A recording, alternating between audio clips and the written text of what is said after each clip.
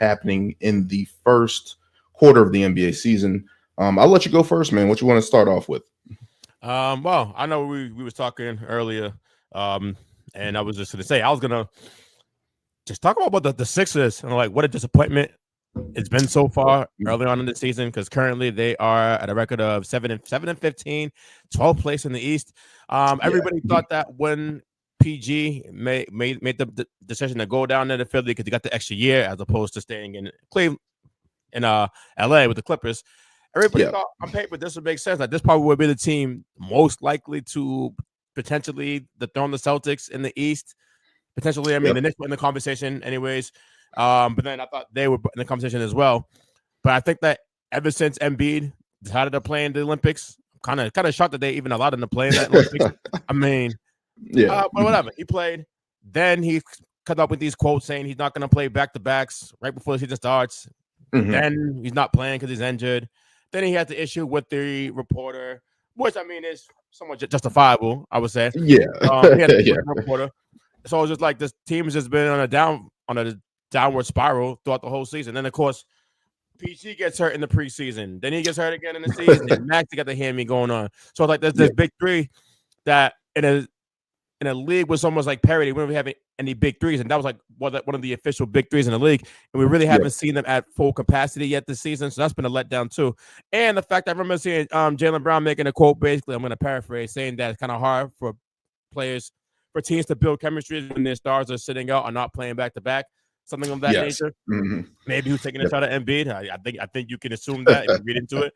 But I think he's spot on. Like, how can you actually build like continuity and build momentum going all the season when you got all these moving parts on a new team? You're not really getting like familiar with one another, and it looks like they're just probably. I mean, I guess what's saying that they're in the Eastern Conference, so you can move up significantly in a couple of weeks.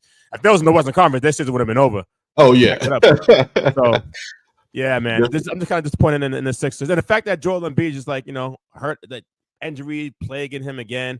That's the always thing with Embiid. You always got to say if he's healthy, he can do this. If he's healthy, the Sixers can do this.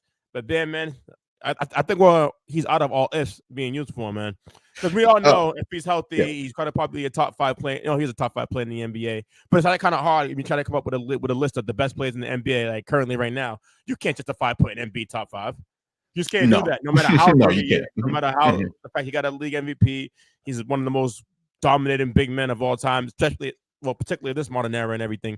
It's just hard to like even put him on the list solely because he's not available when it matters most, especially. Yeah, that has been the biggest issue with the 76ers, right? Just health of Joel Embiid. It's really kind of like the Clippers with Kawhi. Like everything hinders on this one guy's health in particular. And I was looking at this team, with the Paul George injury, with the Tyrese Maxey injury, Joel Embiid in and out. I was like, is this going to be like how the Suns were last year? Because remember, the Suns just didn't have Bradley Beal available. Kevin Durant was out, and there's really Devin Booker out there for the majority of the time. Oh, he missed a lot of games too. Yeah, so it's just like, is this going to be a replica of that? Or even with Paul George coming to the Philadelphia 76ers, looking at just what happened with the Clippers, and they still don't have Kawhi. So it's just puzzling. They started off 2-12. They're 7-15 now, so at least they're trying to get some type of ground in the Eastern Conference. They're lucky there's Toronto and the Wizards, at the bottom of the scrums right there, so they can make some ground up and get some wins there. But yeah, just looking at Joel Embiid, the most puzzling thing was how the hell did they let him play in the Olympics? I don't care what he wanted to do, if he wanted to be with these guys or whatever the case may be. I would have just been like, yo, big fella, we need you to get some rest heading into this season.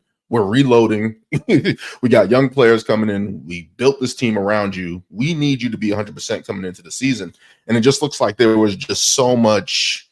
He had his moments in the Olympics, and then there was times when he just looked like he wasn't ready. And it was just like, what is the track for this guy to get healthy? He played in the Olympics after being injured in the postseason, and he wasn't at full strength playing against the Knicks. He put on a hell of a performance, but still, he wasn't healthy.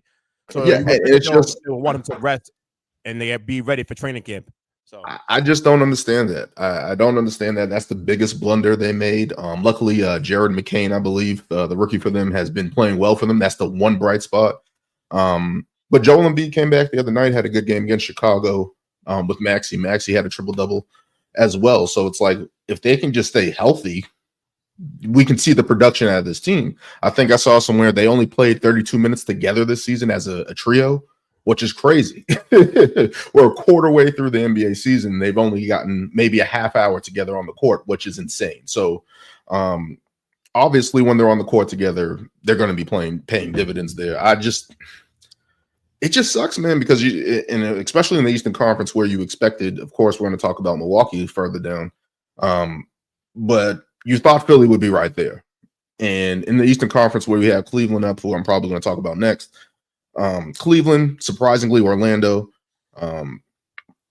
you just thought Philly would have been in that mix. And just because of injuries in the start of the season, there was no clear indication. I also read that it's not a new injury for Joel Embiid. It's just chronic swelling in his knee that he had surgery on. So it's just like, that's alarming, heading forward. How is he going to play through that? Because it looks like this is just going to be an ongoing thing. How is he going to measure that pain on that knee? How are they going to keep the swelling down? So to see that and see what Philly's doing, it's just like, you just hope that they can turn it around for the sake of the Eastern Conference right now, because it's kind of just a jumble in the Eastern Conference right now. But I kind of wonder how long the organization is going to be patient with Embiid in terms of his lack of availability. Like, are they going to decide to move on from him in a year or two? And if you do, is he really going to have crazy value due to his injury history? We know if it was all about his game, he have an immense amount of value. But him being not reliable when it matters most, and both being healthy, it's kind of a wild card in that aspect. Like, what can you really get back for Joel Embiid? So they're in a tough position, I think. Yeah, for true. Because looking at I thought this might have been the last season the way it was starting out, right? You had all the losing. PG was already hurt. He was already hurt. They didn't handle it right. The whole thing with the reporter, Michael Hayes, I believe his name is, talking about his family. Philadelphia is not the easiest fan base to get along with. So looking at it from that standpoint, I'm like, much longer are they going to put up with this? And it looks like Philly, they're mending the fences right now, and it looks like they're going to be heading on the right track. At least Maxey, George, and Embiid played a game together, so there's at least that. So we'll see, man. But I definitely thought about that as well, to see how long he's going to be in Philly, because it's like Maxey's the future. They got Jared McCain. He was getting all the headlines for Philly early on, and especially in the Rookie of the Year race. He was taking headlines a couple of weeks ago. So it's like, how much longer you wait on Embiid? Because he seems to be basically hampering this franchise heading forward. When they have him, he's tremendous. He's great, MVP star level, as you said, top 5 player in the league. But when they don't have him, it's like that changes your trajectory tremendously. So we'll see what happens with them, man. We'll see what happens with them. Let's keep moving on.